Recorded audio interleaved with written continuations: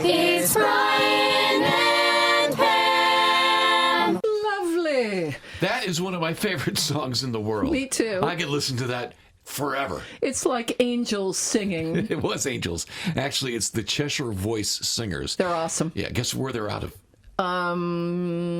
East Haven? Yes, Cheshire. So Lori Fine, she's the instructor, and all the singers. So we may be getting some more stuff from them soon. Brian. Yes, Pam Landry. It's episode 18. That's unbelievable. Oh, we can vote now. That's right. That's right. Episode 18 of the podcast, Not a Podcast, from Brian Smith and Pam Landry. And you can always reach us on email. Please do icecreamsodact@gmail.com.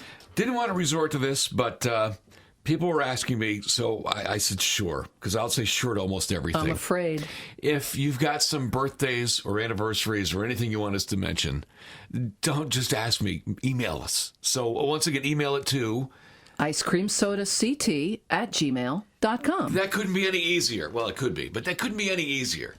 And It's pretty easy. Yeah, and if you want to tell people where to listen to our podcast, Not a Podcast, go to YouTube and go up to that box where it says search.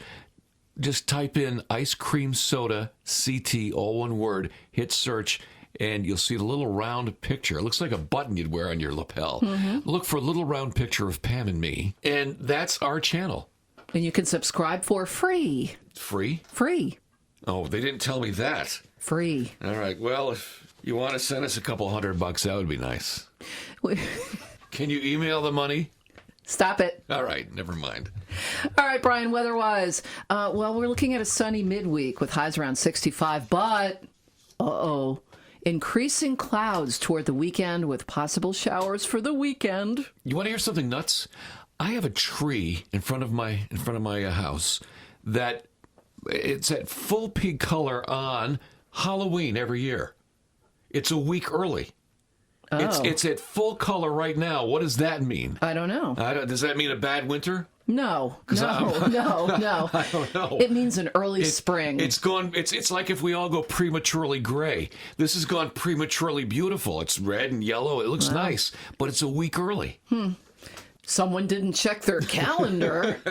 You can't trust a tree anymore. So, Pam, if you can't trust a tree, who do you call to complain to? The branch office? No! And Brian, Oh, let's leave it right there. trees always leave. Well, Brian, coming up on the big episode 18 of Podcast Not a Podcast today, we've got some special guests. Oh, good. Who? Well, we have one of the best singers on the planet, Liz McNichol, Hamden resident. Oh, she's terrific. She is. And she has just a little bit of an Irish accent. It's fabulous. Yes.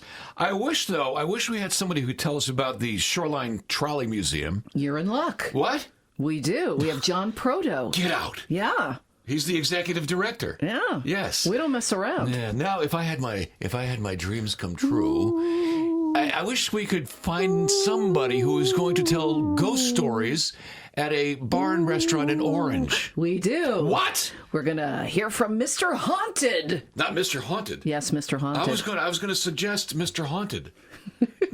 You don't have to. Excellent. And what's he going to talk about? Scary things that go bump in the night. Like your drunk grandma? Excuse me? Things that go bump in the night. No. Never mind. Who wrote that? I'm going to fire the producer who wrote that. Like your drunk grandma. So, Mr. Haunted is going to be with some other guests at the Orange Ale House on October 30th in Orange. That's in Orange. Yes, telling Orange Ale House. real life ghost stories in Okay. Orange All on right. October 30th. About your grandmother. Yes, about your grandmother going bump in the night. I hear she wears army boots. And now, Brian, it's time for...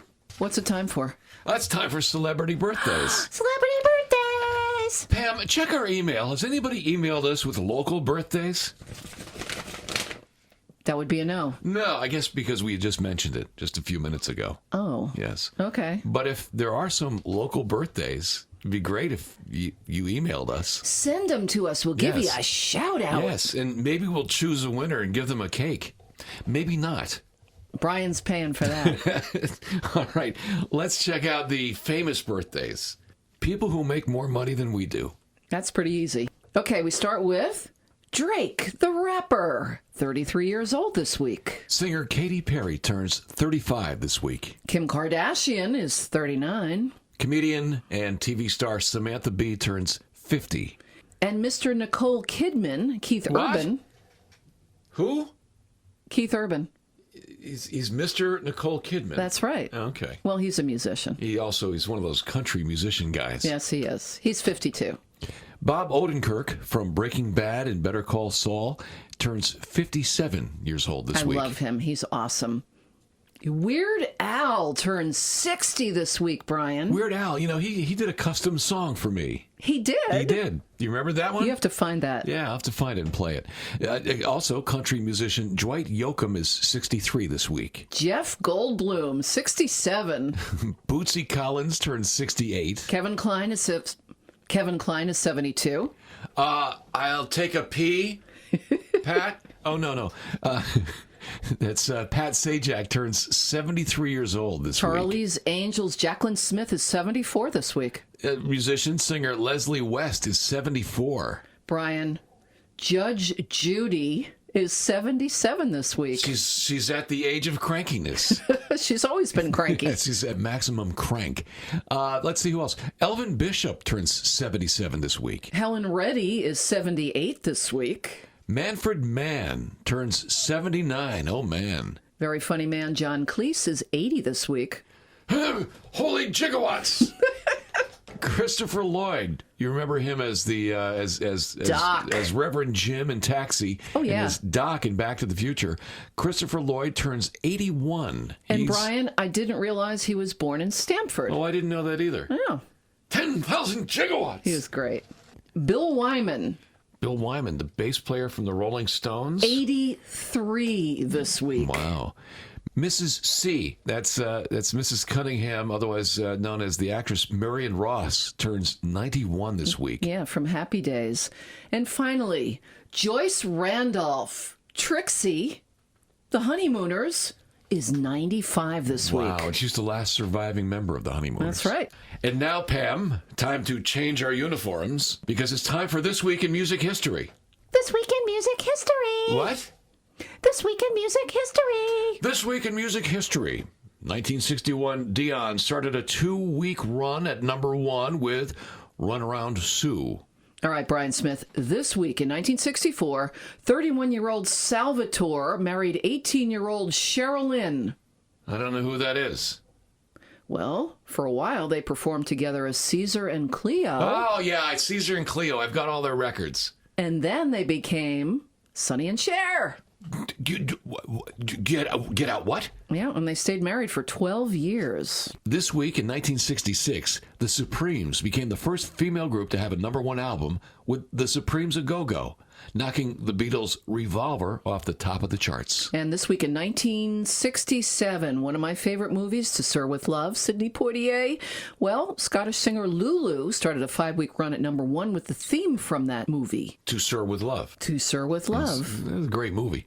Back in 1972, this week in history, Chuck Berry started a 2-week run at #1 with the song My Ding-a-Ling, his first and only #1 hit in the United States. That still amazes me. Isn't it? Just an awful song. That song was his only #1 hit. Horrible song. All right. Oh, and this week also in 1972, Brian, Curtis Mayfield started 4 weeks at #1 on the album chart with the soundtrack to Superfly. This week in 1973, Gladys Knight and the Pips started a 2-week run at #1 with Midnight Train to Georgia. Woo, woo. And this week in 1976, Chicago started 2 weeks at #1 with If You Leave Me Now. This week in music history. This week in 1986, Bon Jovi went to #1 on the album charts with Slippery When Wet. And this week in 1987, Michael Jackson started 2 weeks at #1 with Bad. And this week in 1988, Phil Collins started a 2-week run at #1 with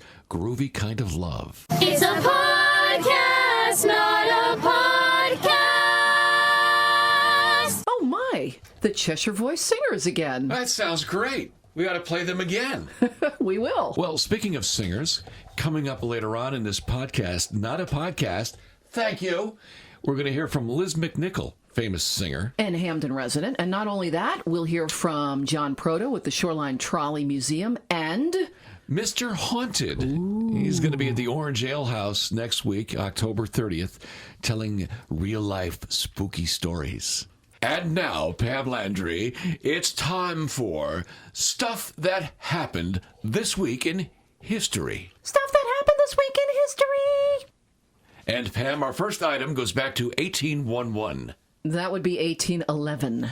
The same year, Dr. John M. Riggs was born. He was the first surgeon to operate on a patient under anesthesia when he extracted a tooth using laughing gas.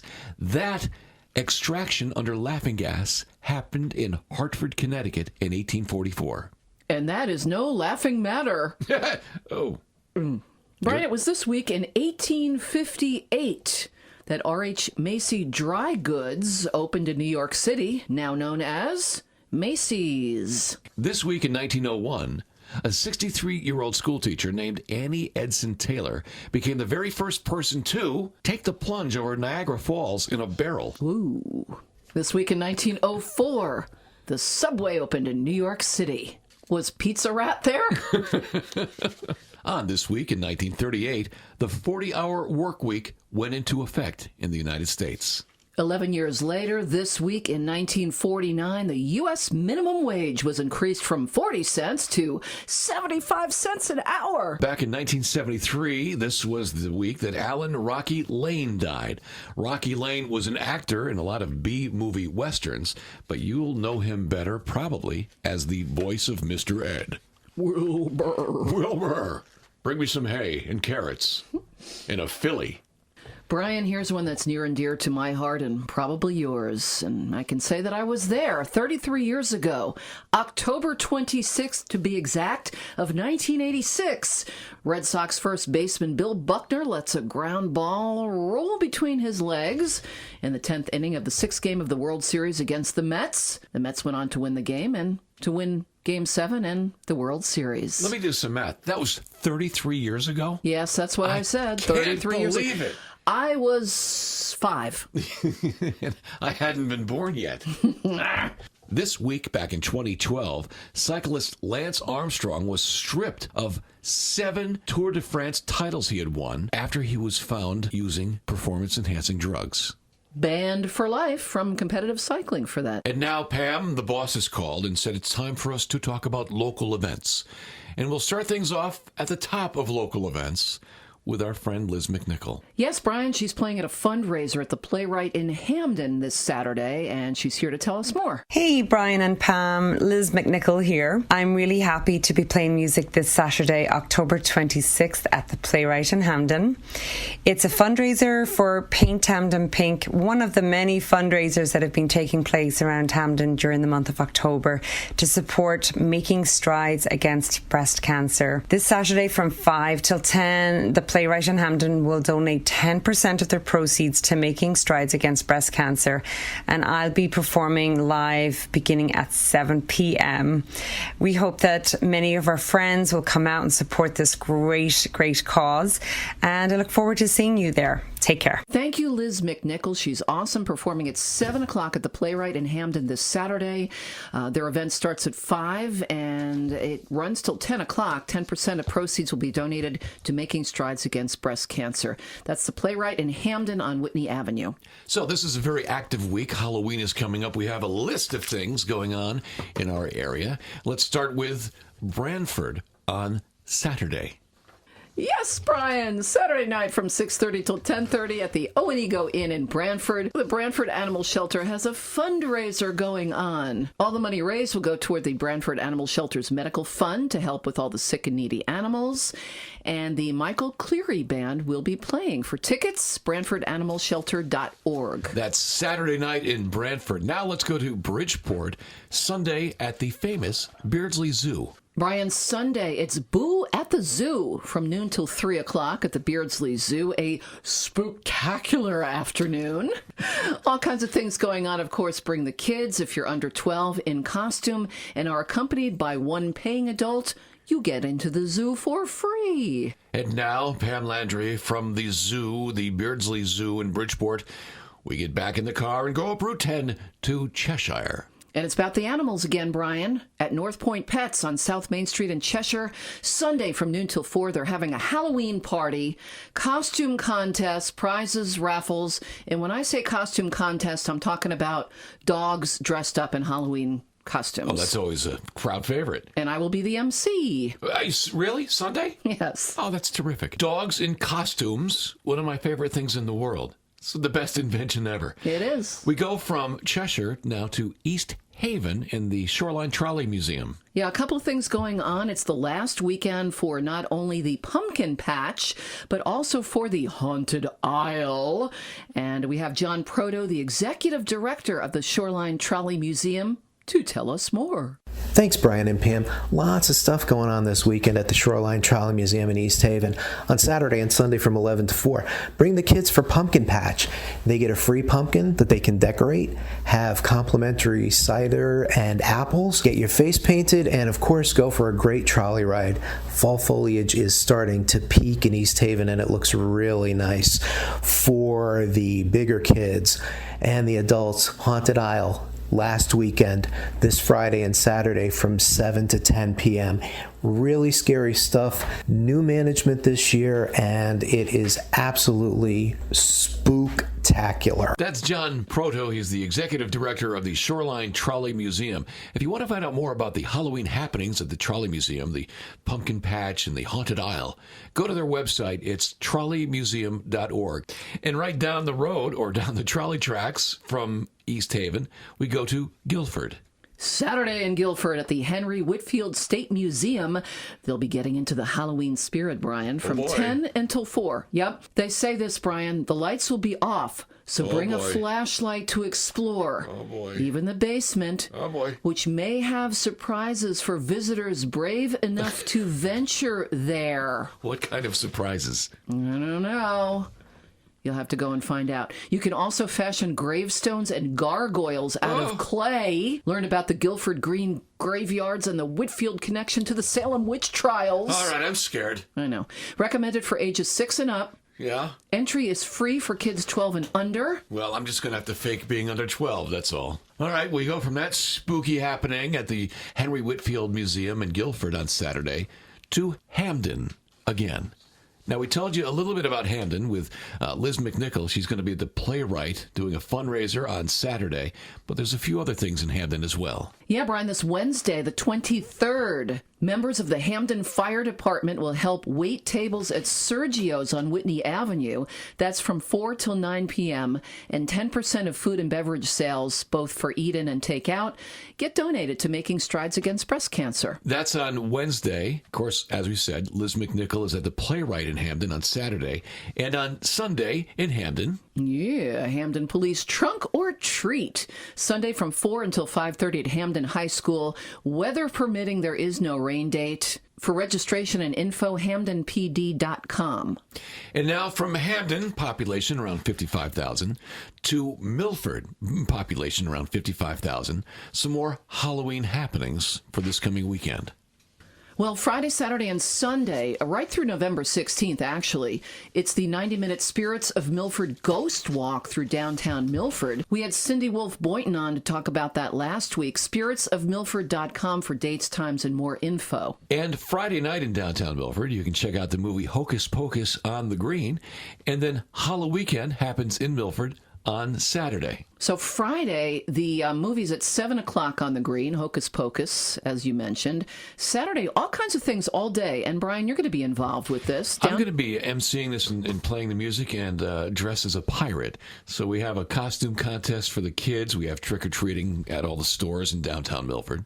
You've got vendors on the Green, costume contests at the gazebo, trick-or-treating, spooky story time, and everything you need to know is on downtownmilfordct.com. And now from Milford, we travel via luxury coach to the county capital, New Haven, with a couple of Halloween happenings there. Lots going on in New Haven, as always. A couple of things, Brian. Friday night from 7 till 9, it's the 8th annual New Haven Reads Spelling Bee that takes place at the Yale School of Management on Whitney Avenue in New Haven. $10 suggested donation there. And then on Saturday in New Haven, From 1 until 4, in the Amistad Academy's gymnasium, that's the corner of Day Street and Edgewood Avenue, the Dwight Fall Festival. Free kids' costumes, books, face painting, healthy snacks, a pumpkin patch, interactive STEM activities, all kinds of stuff for the kids. It's free to attend. Kids need to be accompanied by parents. also on Saturday at Yale at the Peabody Museum. Yeah, Saturday at 5:30, a night of magic and science, a Peabody family Halloween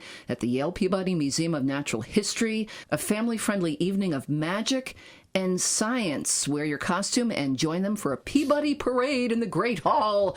It's peabody.yale.edu for more. Sunday in New Haven, in Westville. Yeah, Brian, Sunday, October 27th, it's Westville's Giant Puppet and People Making Mayhem Parade. Okay. You gather at 11 o'clock outside Manjares restaurant on Whaley Avenue. Quote, costume friends, neighbors, and other giant puppets from around New Haven, unquote, take a walk through the neighborhood, winding up at the Edgewood Park Farmers Market for a gigantic outdoor Halloween party, and it's free to attend. Now, when do the people making mayhem stop making mayhem? I guess when they feel like it. When there's, okay, all you mayhem makers, you're at the farmer's market now, behave. Buy some decorative corn, buy yourself some hay and make a scarecrow, but for crying out loud, put away the giant puppets and stop making mayhem, people. Well, we've mentioned plenty of towns in our part of Connecticut, but we haven't mentioned North Branford yet. Glad you brought that up, Brian. North Branford Parks and Rec Department at the STW Community Center, actually on Middletown Avenue in Northford. They're having a trunk or treat Sunday from 3:30 till 6. It's rain or shine. Kids will have a blast, and it's absolutely free. Now on your Brian Smith, Pam Landry podcast, not a podcast, let's go to the town of Orange to see what's happening there. Orange, the color of Halloween. Orange players. Good point. Right? Yes. The Orange Players present Acting Up 2019. It's an evening of 10-minute, one-act plays. Got that? Performances are Friday and Saturday at the High Plains Community Center in Orange. Doors at 7, curtain at 8. Admission is $20. For info and tickets, orangeplayers.net.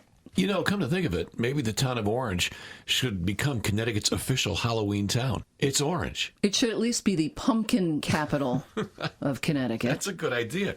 Get the marketing department on the phone.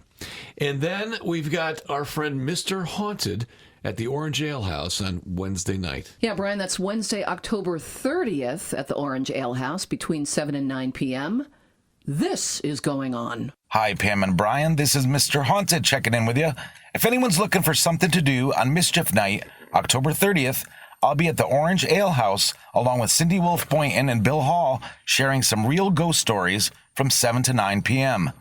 Bill and I will also have copies of our new book, Phantom Messages, chilling phone calls, letters, emails, and texts from unknown realms available. That's October 30th at the Orange Ale House, 517 Boston Post Road. Tickets are available on Eventbrite. Hope to see you there.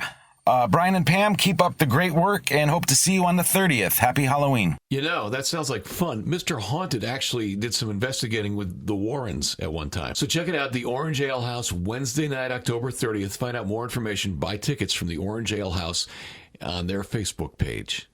Now, it's not exactly Halloween, but we do have something else we wanted to mention, and that's in Wallingford. Wallingford Public Flu Clinic, hosted by East Shore District Health Department.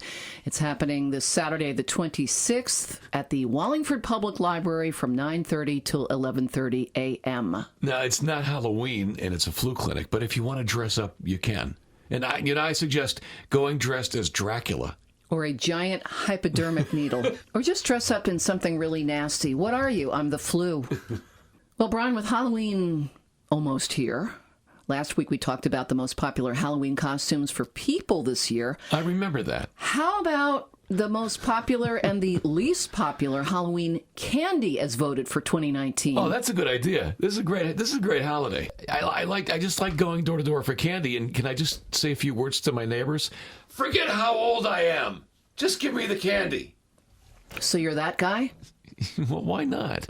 It's free. You're supposed to be giving the candy out, Brian. No, well, I know that, but I want to fulfill my neighbor's obligation and make sure they're giving away the right stuff. All right. I've been warned. All right, candystore.com. They combined a bunch of different lists. They surveyed over 30,000 people. Oh, come on. Really? That's a lot of work. Yeah, and they came up with, I'll give you the top 5 worst Halloween candies. Okay. And then the top 5 best. Oh, So I'm going to listen to this. if you're going to go out and buy Halloween candy and you want to be popular, here's some helpful information. Don't buy these. Don't buy these. Any guesses, Bri? What's in the top 5? I'm trying to think. You know, what's that the chunky? I always like that, but it's kind of hard to eat, and there's raisins in it. Oh, I love the Chunkies. Yeah, they're okay, but it's hard to eat sometimes. Do they even make Chunkies anymore? I have no idea. I don't know. No, that's not on the list. Oh. Okay, so what's on the list of the most unpopular Halloween candy? Number 5. Chocolate boogers. I don't know. What would be on the list? That's not on the list either. Darn it should be. Number 5. Necco wafers. I like Necco wafers. I don't think they make them anymore. Number 4.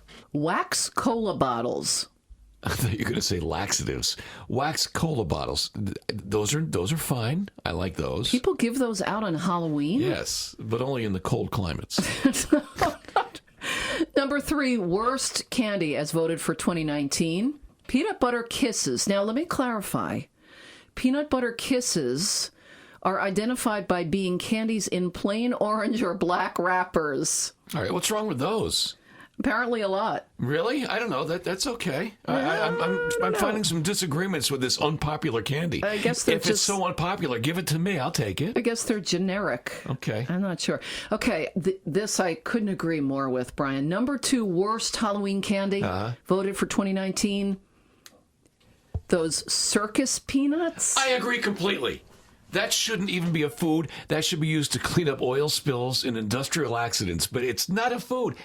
Circus peanuts are not a food. Or to rest your head on. Who buys those? Nobody. If you're going into the store and you walk out with circus peanuts, you should be arrested immediately and thrown in jail in solitary forever. Could not agree more. Yeah, it's not for kids or adults. Voted number 1 worst candy for 2019. Oh, I can't wait. I bet I'll like it. Candy corn. Ugh! Ow! You know, it's like eating dirty fingernails. I wouldn't know. I've never eaten dirty fingernails. Don't. Candy corn.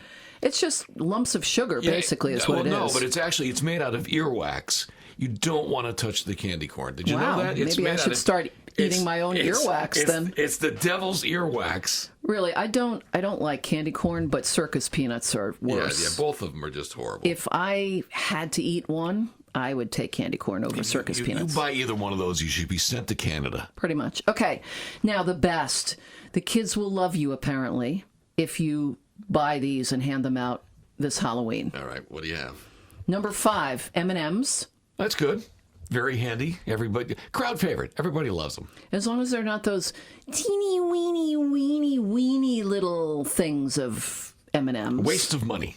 Yeah. Number 4, Kit Kats. Kit Kats are always a crowd Love me favorite the too. Kit Kats. That's terrific. Number 3, best candy for 2019, Twix. Twix are good. I wouldn't even call these. This is just good candy. Yeah. Calling it Halloween candy is kind of redundant. It's good candy. Number 2, Snickers. Snickers is okay.